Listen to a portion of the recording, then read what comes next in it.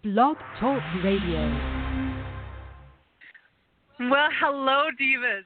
You've just tuned into the Divas That Care Network. My name is Candace Gish, and I am the host of this program. I'm so excited to be doing this show today. Actually, my guest and I were just chatting before the show, and we were getting excited, and the show was starting. I'm like, I got to get going because you guys. So I'm going to be excited because we're going to be chatting a lot about great things that I'm very passionate about and I absolutely love. And you'll notice on my introduction to her, I actually called her the gardening diva, Jan Johnson. And I'm just excited because she is going to be chatting with us today, and we're going to be having so much fun. And for any of you that live, especially in Canada, you're probably going through a cold bout right now. It's very cold. You know, where I live, it's minus 28, and that's not including the wind. So I know that I'm looking forward to this because I can't wait until the snow melts to get out into my garden and start doing the things that I love. So let's get started. Dan, welcome to my show. I am so excited to have you today. Well, thank you so much. I'm really excited. We're going to have so much fun today. Well, Jan, I would love you to spend a couple of minutes. Can you tell us a little bit about yourself? Sure. I'm a landscape designer, and I have been in this profession for 45 years. I started in Japan, working in Japan. I thought I was going to be an architect, but when I visited the Japanese gardens in Kyoto, I just kind of had one of those epiphanies, and I went back to the architecture office where I was being an intern and started to stick the buildings in the ground and designing the trees and the plants, and they sent me off to a landscape architecture office, and so that is what I ended up studying, landscape architecture, but many decades ago. Many decades ago, and what a beautiful place to start your journey. Oh, yes, it really was a pivotal moment for me, and when I came back to the United States, I realized that the Japanese sensibilities were much different than what the modern landscape architecture world was embracing at the time. And I went off after graduating and worked for a French gardener who had been trained at Versailles, and then I learned all manner of professional horticulture from him. So I really kind of married the two disciplines. I love that because that's probably obviously that wasn't something that you had wanted to do in the beginning, but why did you really get into the profession of gardening? Because that's really what it's your love of plants now, isn't it? Oh, yes. As a matter of fact, I grew up in New York City in tiny little apartments, literally had no access to the earth, and I would grow tomatoes on the fire escape, that kind of thing. I always loved plants. Yeah.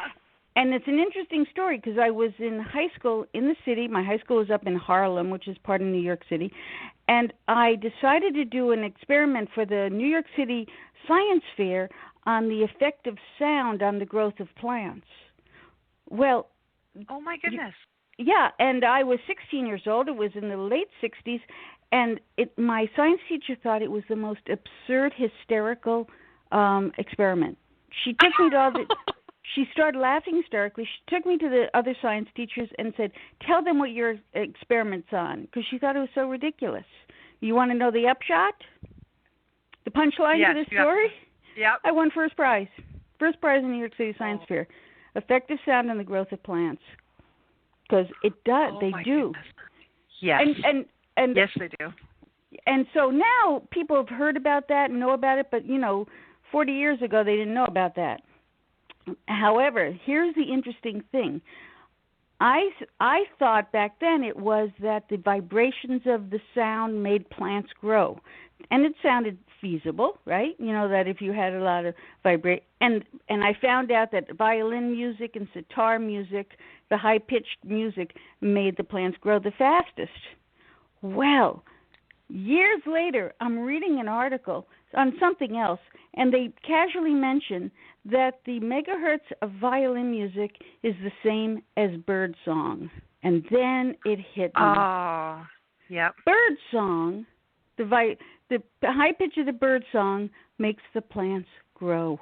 Oh, my goodness. Is that fabulous? That is so beautiful. I know. And so when the birds sing, it's in the early morning, and that's when the plants do most of their growth, is in the early morning. So nature's amazing. Plants. Nature's amazing. It is. Yeah. Well, I get excited because, I've looked up a lot of information about you, because when I knew that you were going to be on a guest in our show, I got really excited. And gardening has definitely been one of my passions. It's something that a lot of my family members love to do. And when I started looking up things that you've designed in magazines, and oh my goodness, I was just so awe-inspired. I'm like, my goodness, this lady's going to be on my show, and look what she's designed. And I'm like, maybe I can do that in my backyard someday. And because, I always look at these magazines, and I've got magazines all over my house on gardening. My husband shakes his head. He's like, it's snowing outside. I said, yeah, but look, I can be inspired for when the snow is gone, and look what we can do all summer. And then he shakes his head because he's the man that has to use his tractors and everything else to do things for me. And I said, but look what they've designed. Isn't it beautiful? And it's absolutely amazing. And then when I found out that you had some books out there, yes. One of them being called Heaven is a Garden. I would love you to talk about some of these books, because I think these are the books that our listeners are really going to love, and they're probably going to go and pick up today, because they're thinking like I am, wow, we can get started right now. Oh, no kidding. Well, after doing creating beautiful gardens for people, at a certain point about 10 years ago, or a little bit more, frankly, I said, I have all this knowledge that I've accumulated. What am I going to do with it? And I said, well, I'll just write a book. And so every morning I would get up before work. I'd be up, because I still work every day. I would get up at 5 o'clock in the morning and start writing. And my husband said to me, what are you doing? I looked at him and said, I'm writing a book. And, he rolled his eyes, because I just thought, well, this is easy to do. Well, of course, it wasn't easy at all. I mean, the biggest challenge is to get it published, in this day and age.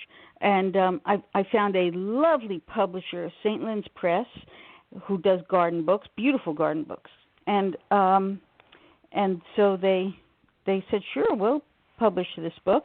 And it's called Heaven is a Garden, Designing Serene Outdoor Spaces for Inspiration and Reflection.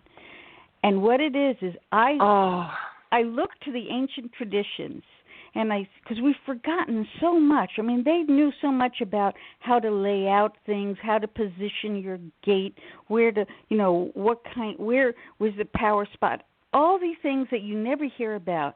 And I said, I'm going to write about that.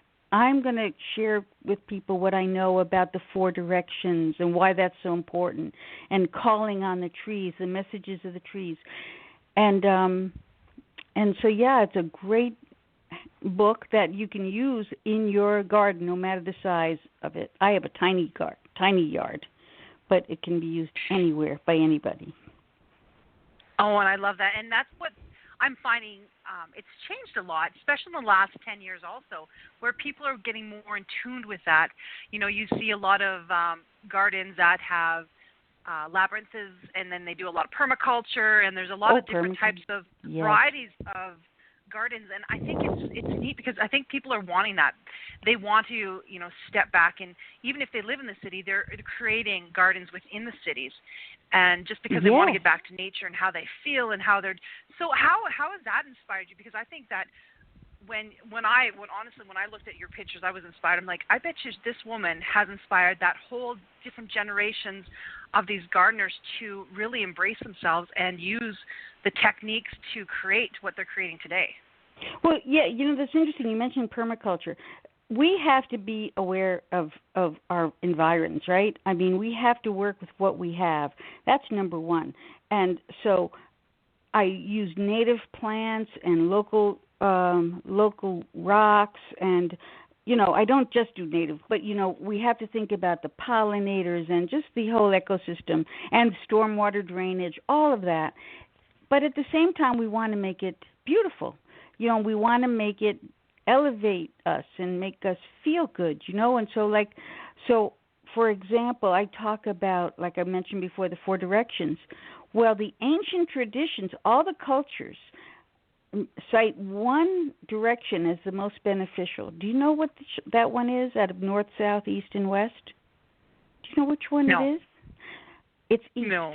It's east. Oh, wow. And so they people say, sure it is, because that's where the sun rises. Yes, that's true. It's east is because the sun rises in the east. When you face east, you feel wonderful. The sun's on your face and all. But they have found that we think better. Our synapses fire more rapidly when we face east, so that we think better. If you put your desk facing east, it's better for you. Really? Yes, and all the ancient libraries, all the windows were facing east. All the Gothic cathedrals had the congregation facing east. The congregation, not the priest. The congregation. So this is this is not some woo-woo thing. This is ancient traditions and science combined.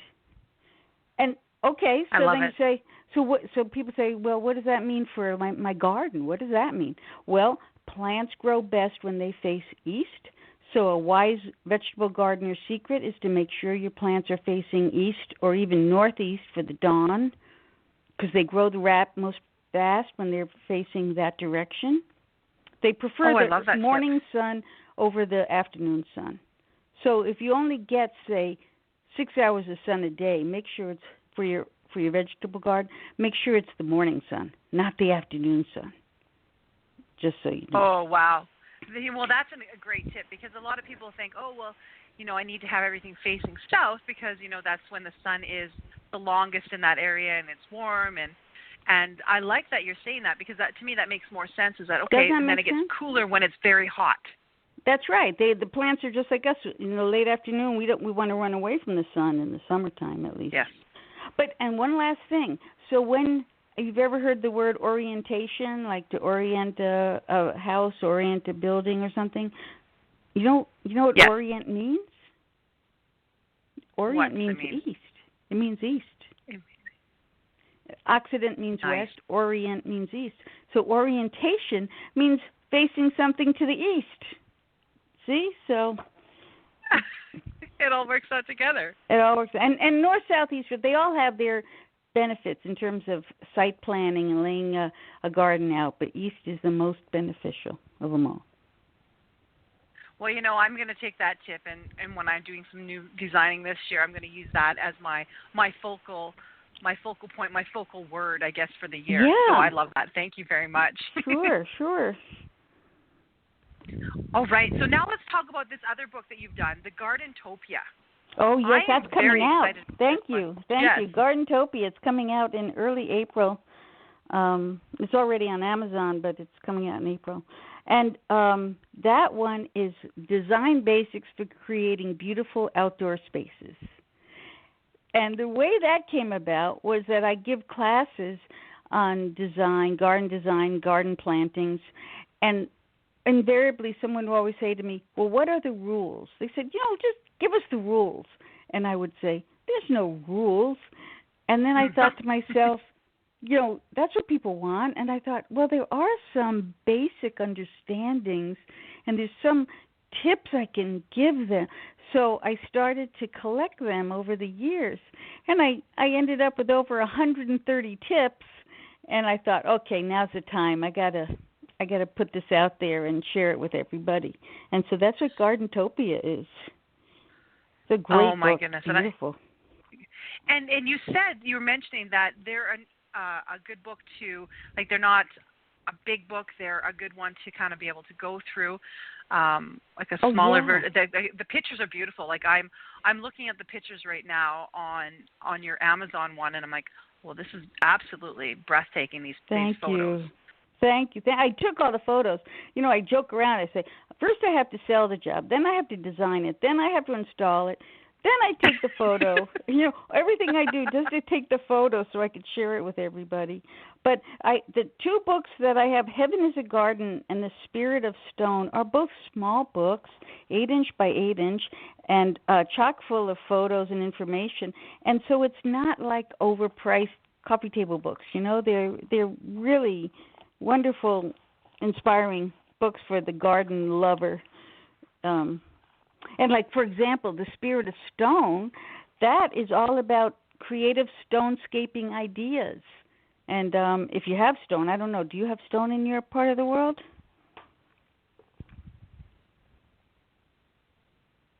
Oh. Yes, we have lots of it here. It's absolutely wonderful. I love it. Oh, great. I use a lot of stone in all my landscaping. Oh, great. So that's what I talk about. I talk about stone, and one of the beautiful things about stone, first of all, is that it's eco-friendly. You know, you don't have to, it's durable. It tolerates the weather. You don't have to water it. I mean, it's like the best thing ever for being outside. Minimum maintenance. Yes. Deer don't eat it, No. And you can do so much with it. There's so many things that you can really do with stone. Isn't that true?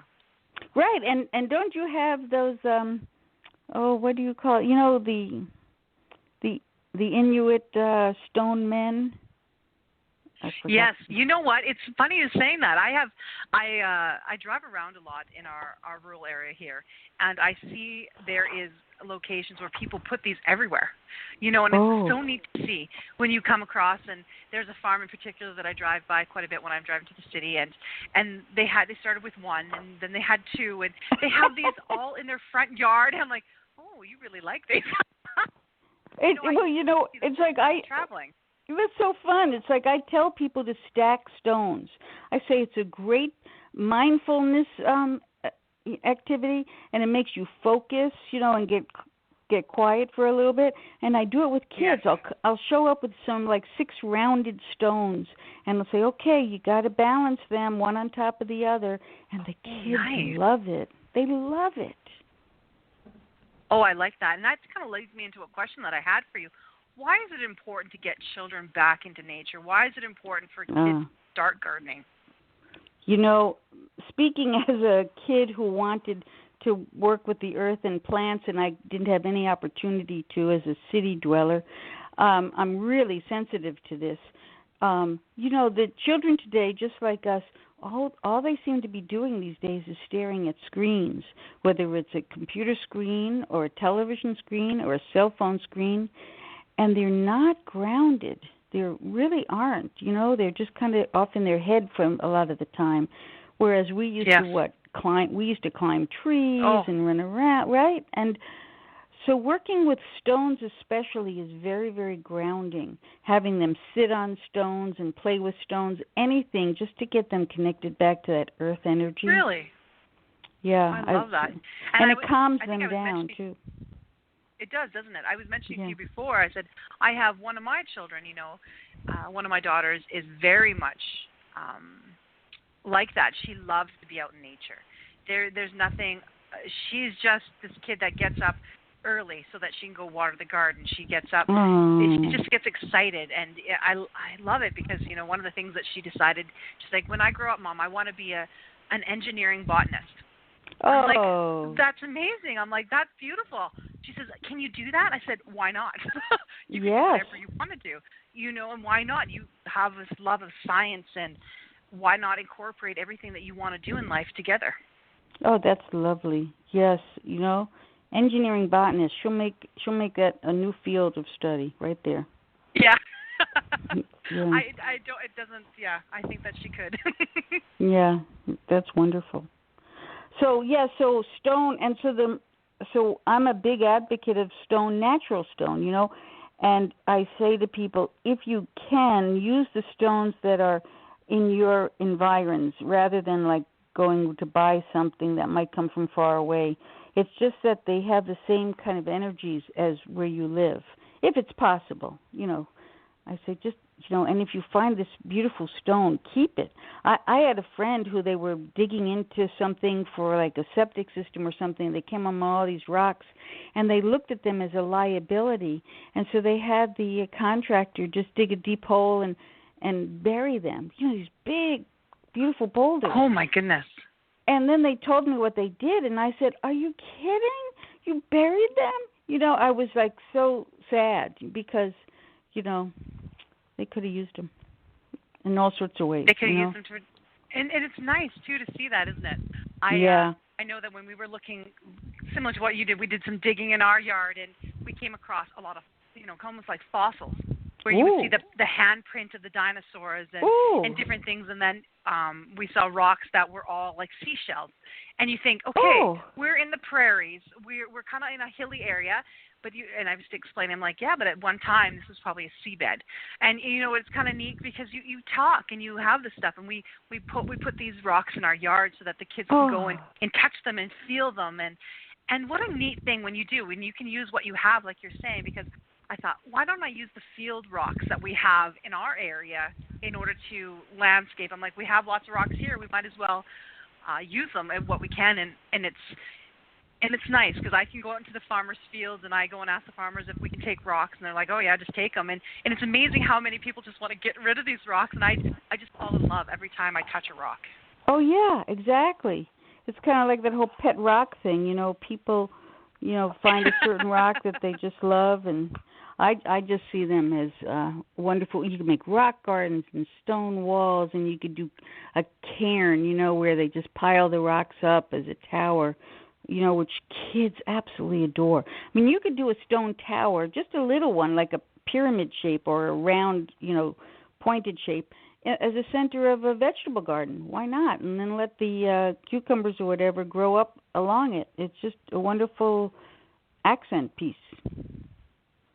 Oh, I think that would be a great idea. Yeah. And for any of our listeners too, I'm going to be posting all of our information and all of Jan's books on our social media pages so that you can check them out. You know, while we've been talking, I've had the opportunity to go onto the Amazon site actually and look at all of these pictures, the Spirit of Stone that she was talking about, and I was able to go through the Heaven is a Garden, the Gardentopia, and they have beautiful, beautiful pictures that and you can see what she's done and she's designed, and with you taking the photos of these, it's just. Oh my goodness, the work well, you know, beautiful. Necessity is the mother of invention. You know, if I didn't take the photos, who was? You know, so I just always carry a camera. Now, I'm going to be speaking in Seattle. I don't know if anybody from your part of the world goes to Seattle, but I'll be speaking there. Yes. At that amazing Northwest Flower and Garden Show in Seattle. It is unbelievable. I've done it once before. It is the and when is that? That's February 21st or 22nd and 23rd, I think, Saturday and Sunday. But the show goes on for like a week, I believe. I think. Yeah. And I think it's a longer one. Yeah, it's a long one. 60,000 people go. It's unbelievable. I've never seen anything. I've been to flower shows for sure. This one blows everybody out of the water. I've never seen anything like it. You know, Pacific Northwest people. They're well, and what a beautiful spot to host it. Yeah. Seattle, I was just there a few months back, and I just loved it so much. I know. It's just so I'm very excited I get to go there in a few weeks. So if anybody of your listeners is interested, it definitely is a worthwhile trip. Perfect. Well, we'll definitely be posting that one too, because I know that there is a lot of gardeners that listen to our show, and that's why we were really excited to have you on our program today, Jan. Oh, thank you. Oh, my goodness. I want to ask you, is there any last-minute tips, tools, things that you can share with our listeners today that can probably get them excited, get them hungry to get back into their gardens this year? Well, there's three things. Number one, it's all about the soil. Everybody gets crazy in spring fever and they buy whatever they see because we're all so crazy. But honestly, it's all about the soil and building up your soil with compost and kelp and all those wonderful natural-based materials. And there's an old adage that says, don't put a $10 plant in a $2 hole. Put a $2 plant in a $10 hole. Put the money into the soil, and anything you put in it will just take off. So, you know, that's the first thing. Don't buy the big plants and then dig a hole and just plop them in. Make sure your soil is beautiful. And so, you know, that's where you should spend some of your money and some of your effort before you even go out and go crazy buying all those plants. And number two is start going online now because you can get some great deals, some wonderful deals. And so start now. I mean, things sell out. By March, they're already sold out online of certain plants, right? Yeah. And number three, find out all about native plants and try to use as many native plants as you can. There's all these great plants that are becoming more available now, so we can restock our natural ecosystem and get rid of all these invading other plants. I love that, and I really love that last one too. Yeah. That's and it's something to all of our listeners. Last year I actually started stuff up online for my area in regards to native plants, and there was plants I had listed that I had never even heard about. Wow. And when I looked at them, I'm like, what a beautiful plant. I'm like, why can't we? But I had never seen anybody grow those plants. I had never seen them in my area. But apparently not far from here, that's where they were growing naturally, and you could go and get them. And I thought, I'm going to start doing that. So that was our goal last year, is to start incorporating more of native plants for our area. And people say, well, what's the big deal? Why native plants? It's because it's all part of our ecosystem. The native insects and the native birds and everything, that's what they feed on. They don't feed on our Japanese maples and things like that, as beautiful as they are. They need those plants in order to thrive. And what's happening is, by not having enough native plants, we don't have the insects and we don't have the birds, and it's a whole spiral. And it's sad, isn't it? I noticed that we had an influx of birds last year, which I just loved. We had different varieties of birds that I hadn't seen before, and it was nice to see them. And in the winter, all of our woodpeckers started coming back, and that's great. It was a great thing to see, is all of these new birds coming into our area. And I've always been a bird watcher since I was a child, and it was one of my passions that we have a bird garden actually in our area that I'm designing, and to see that, it's inspiring when I be able to talk to people like yourself. And oh my goodness, Jan, you are definitely our garden diva. And thank I'm so you. excited that you're joining our diva family. Oh, thank you. I'm honored. I'm really honored. Yay. Well, I can't wait to have you back, because I know that you and I will probably chat about a lot of things, because as you can probably tell all of our listeners, this is my passion. I just love it. I am a hobby gardener. I would say that I am a very novice person, but I just absolutely love it. And it's just something that brings a smile to my face each and every day. Oh, that's so I definitely great. would love to have you back on. I would be thrilled. Love it. Well, thank you. And last minute, is there a website that our listeners can go and if your listeners are Facebook people, I have several Facebook pages. One is called Serenity in the Garden Blog. That's the name of the Facebook page, and it's also the name of my blog, Serenity in the Garden. And then also I have a Facebook page called The Spirit of Stone, a really fun page. People really like that. Every single day I get up and post about stone in that one, and every day I post about serene gardens in the other one. So that's Facebook, and then of course I have my blog, Serenity in the Garden. So that'd be great. That is perfect, and I will be posting that on our website, and I'll also be posting it in our newsletter. So for any of you that would love to check out our newsletter, make sure that you do that. Sign up for our newsletter about all of our amazing divas, and I will be posting it on the divasthatcare.com and all of our other social media links. So our show has now been running for 8 years, and we're very excited. We have a lot of new hosts that are joining our program, so make sure that you check out those amazing women and that you pay it forward in some way. So thank you again, Jan. Thank you again to all of our listeners. And I hope that everybody has a fantastic day. Stay warm. Bye-bye. Bye.